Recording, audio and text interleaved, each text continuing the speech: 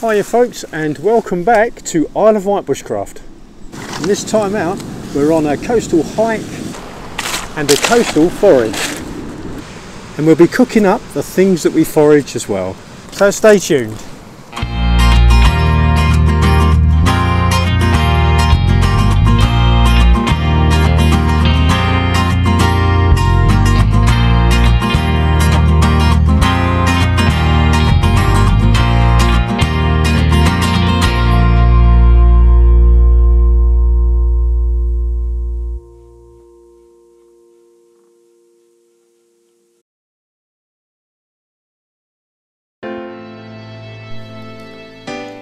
On this beautiful winter's day, I was fortunate enough to be able to spend a few hours hiking along this stunning route along our island coastline.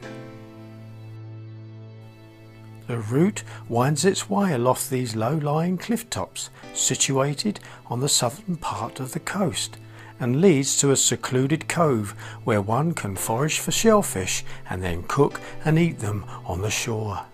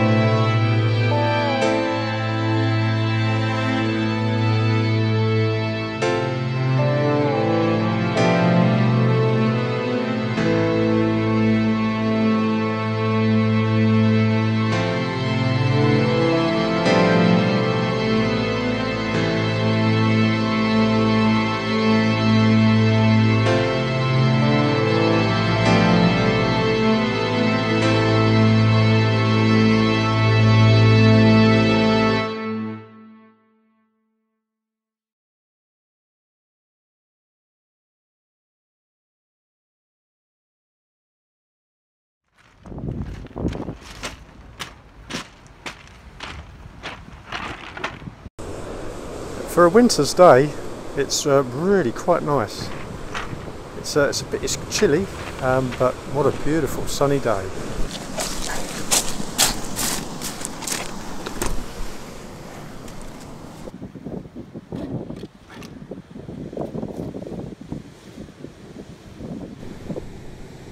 This is the sort of thing we're looking for.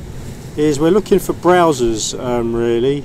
You want to, you know, if you're on the coast, most of you know this anyway, but if you're not really used to foraging along the coast, if you're looking to eat shellfish that day, I would seriously suggest either foraging for limpets or winkles. Browsers, as you can see, they're absolutely adhered to or stuck to the rock, and they browse over the rock when the tide's in on the weed, so you're not going to get any nasty stomach complaints or worse, as you would with a bivalve filter feeder.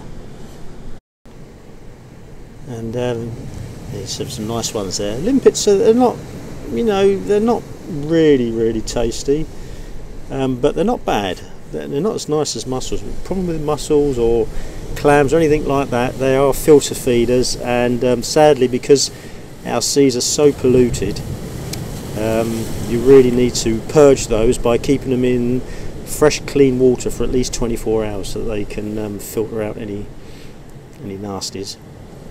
But these, because they browse on the weed and that's all they eat, they're perfectly good to eat there and then. So we'll prize a couple of those off the rocks, I think.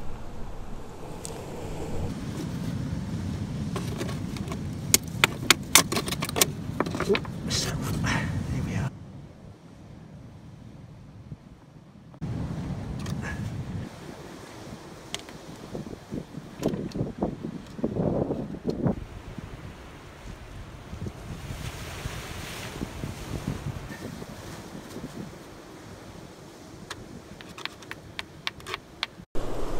seagull there. Well, actually it's a herring gull waiting on the rock. He's obviously thinks I'm going to give him some food. You have to forage your own, mister, I'm afraid, today. Lovely bird. Another thing to be aware of when you're foraging along the coast, just be aware of the tide. We've got a pushing tide at the moment, and it's a spring as well, which means it will come in quicker and further up the beach, and the swell tends to be bigger on a spring tide as well. The tide's actually pushing in now, and there's quite a swell. You can probably hear the surf, so just when you are foraging, it's always good that when you're on the foreshore, just work yourself a route back in case the water does suddenly, or you do find yourself in a situation where there's water starting to appear around your feet. If you've worked out a way back, preferably on the higher part of the water table, and just always keep your eye open, because like I've got to now, there's a big wave coming in, so I'm going to have to scat because I'm going to get soaked otherwise, so stick with me.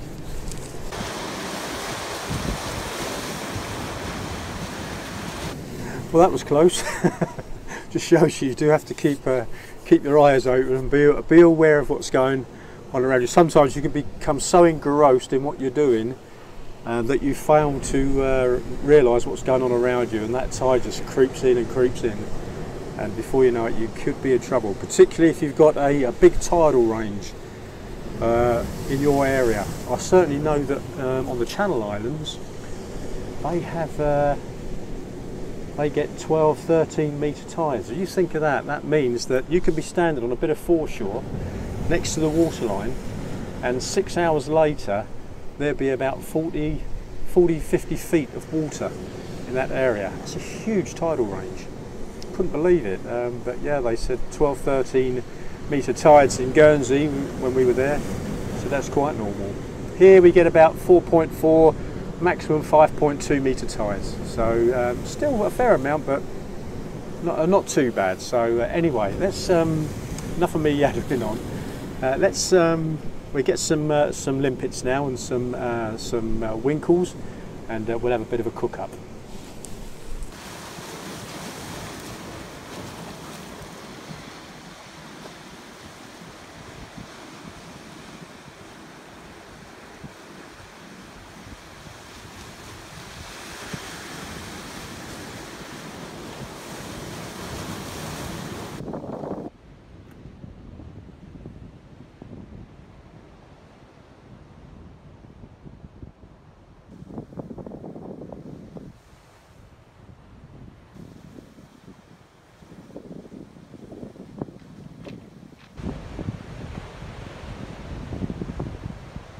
Just another thing, guys, just to be aware of if you're foraging on the coast, particularly on wet rocks.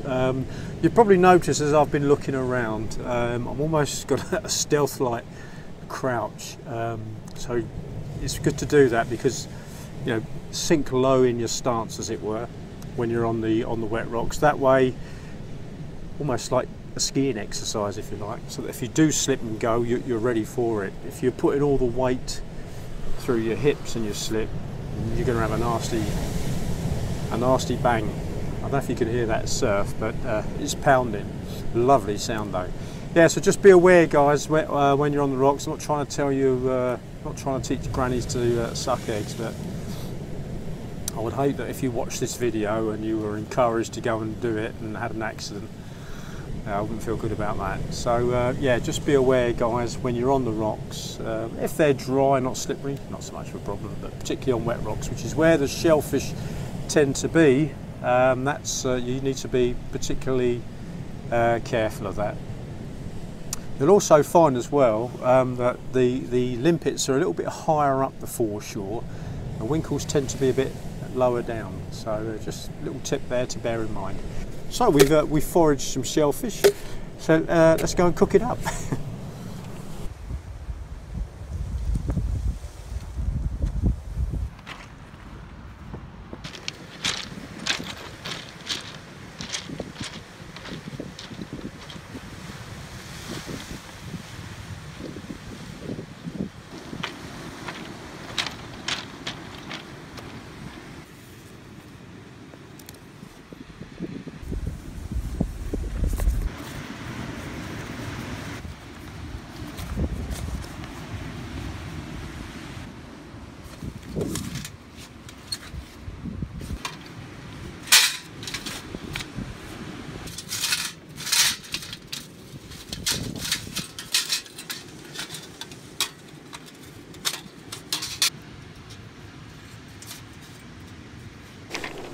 So I've bought the firebox with me this time, my homemade firebox, and we get some fuel for that, and get the fire going and cook up these shellfish. Yeah, there's some nice bits. A couple of bits of these nice small bits. They're pretty dry, so they'll do nicely. Yeah, they're fine.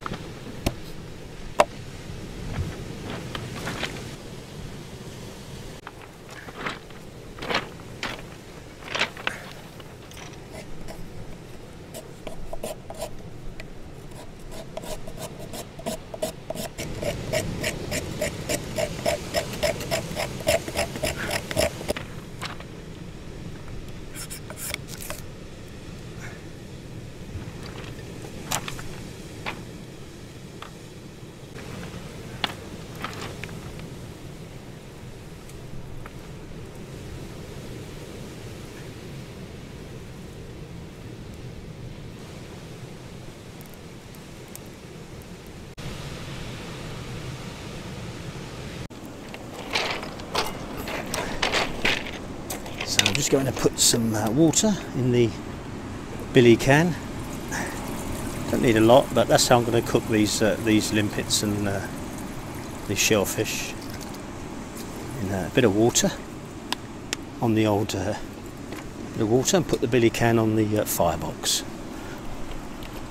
There we go. Put that on there, and that'll boil away nicely. Well, our water's boiling now, so we'll put our shellfish in.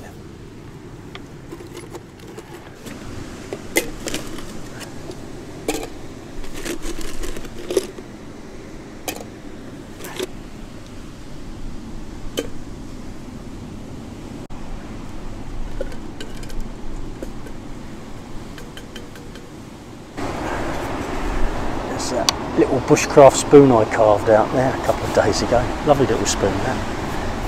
Perfect, yeah, lovely. Made out a bit of a sweet chestnut. That.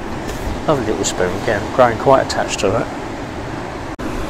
So they're ready now, so we can eat those. Just when they just start coming out of their shell, they're ready to go. So yeah, we'll enjoy eating those now. Well, you know what they say, the proof's in the pudding. All we do, the stomach part on the back, we peel that. Don't really want that. And food for free, forage food, very good for you, full of protein. And full of flavour as well. That's really quite nice. This is a bigger one. Yeah, so just peel the stomach off the back, and you eat the foot. And they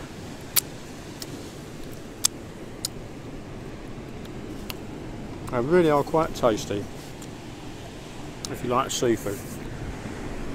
There you are, guys. That's our coastal walk, forage and cookout. Thanks for joining me, guys, and all being well, I'll see you in the next video. Take care, and bye for now.